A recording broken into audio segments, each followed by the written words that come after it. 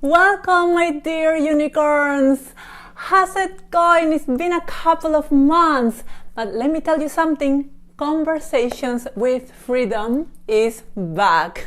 And I'm very excited today to talk about this topic, which is very special and dear to me. There's a story behind it. So today I'll be talking about how to be single during the holidays.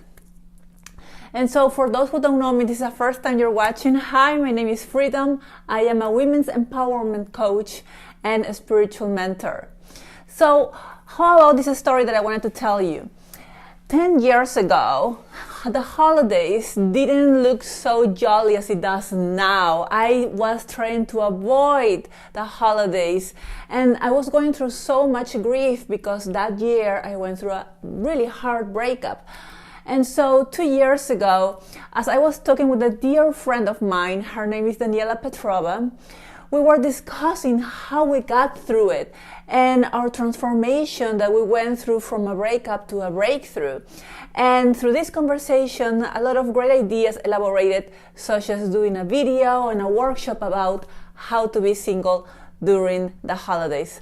As a matter of fact, I recently did a workshop about this topic a week ago with my Mindful She Circle. So if you're in New York, just check it out on meetup.com. So I'll be talking about 7 tips on how to help you if you're the one struggling and having a difficult time during these holidays. Are you ready? Great. Tip number 1. Raise awareness of your feelings. And this is something very important. This is something that in which you can bring mindfulness into your life. And how to bring mindfulness into this very specific problem? Well, when we are going through a breakup, we go through different emotions, and sometimes through the busyness of our lives or consciously we avoid sitting with these strong emotions. So rather of seeing these emotions as bad emotions, try to change your perspective to something like if you were in a room with a child crying, with a baby crying, what would you do? Most likely you will pick up that baby and take care and soothe the baby's feelings, right? Well, that's exactly what your emotions are trying to tell you when you're going through a breakup. And a great technique that I tell everyone I meet is to do the practice of meditation. And there is a great app if you're new to meditation. It's called Insider Time, I think, or Insider Meditation.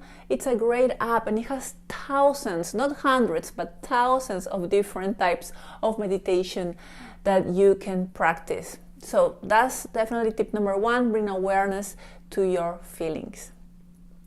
Now let's move to tip number 2. Practice self-compassion by celebrating you. Yes, you, my dear. Can you make December also your time of celebration? I know that when I used to be in a relationship a long time ago, I would put my needs away and I would go above and beyond to give the guy the perfect present, right? And most likely, if you are going through this, or you've been going through this type of relationships, you know what I'm talking about. So my question to you is, can you go above and beyond for yourself these holidays? I very much love this tip. And something that I did 10 years ago was, given that New York was giving me just too many memories of that relationship, I decided to purchase a ticket and go to Paris. Of course, they celebrate the holidays over there too. However, when you are in a whole different environment and you're surrounded by friends and you do fun activities with them, it just completely changed your whole perspective of being single during the holidays. You get to have fun, right? So go above and beyond for you, my dear.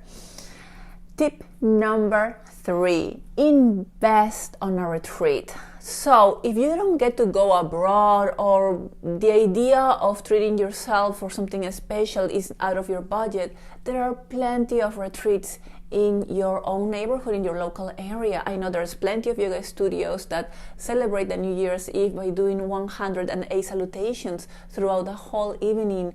Or you can go, if you're in New York or in a place in which they offer retreats in the countryside of where you live. There are plenty of retreats like the Kripalu and plenty of spiritual retreats that can definitely give you the time and space to heal yourself and being supported by professionals and spiritual teachers, as well as an opportunity for you to connect with others, because you're not alone on this. And I want to make sure you know that. Tip number 4, do something you couldn't do when you were in a relationship. Yes, and actually this is another one of my favorite ones. How many times were you, or when you were just in your previous relationship, you wanted to do something badly, such as rock climbing, ice skating, but because of your partner, you couldn't do it? Go ahead, it's your time now to heal and do you. So go ahead and do those things that you've been meaning to do, but you couldn't do because you were in a relationship. That's a very special tip, I think. It's your time now. Tip number 5, refuse invitations that you know will be painful to attend. So if you have been invited by your ex's friends, for example, why will you go to these places, to these parties, when you know you are going to get hurt, or it's going to remind you and stir up all these feelings when you're surrounded by people that it just reminds you of him or her? So learn to say no, thank you, and call your BFF and do something special and pamper yourself. Tip number 6, reach out to your friends, especially to those friends that they practice deep listening, as friends that can be of support, and especially friends that are single. And I'm also going through the holidays being single. I remember those times when I would call a friend, and despite how freezing cold was in New York, I would meet with such friends. And as of today, those are moments that I cherish so much, because I remember how, despite of whatever was going on in our lives, we were able to get together and do something special that will remind us to celebrate ourselves. Tip number 7, watch inspirational movies when you are alone or with your BFF, especially of characters overcoming their own struggles, because it just reminds you, hey, you're not alone. You know, people have gone through really hard times and you can do so too. So, I mean, you can get through it too. And my favorite one that helped me when I was going through a breakup back then was Under the Tuscan Sun.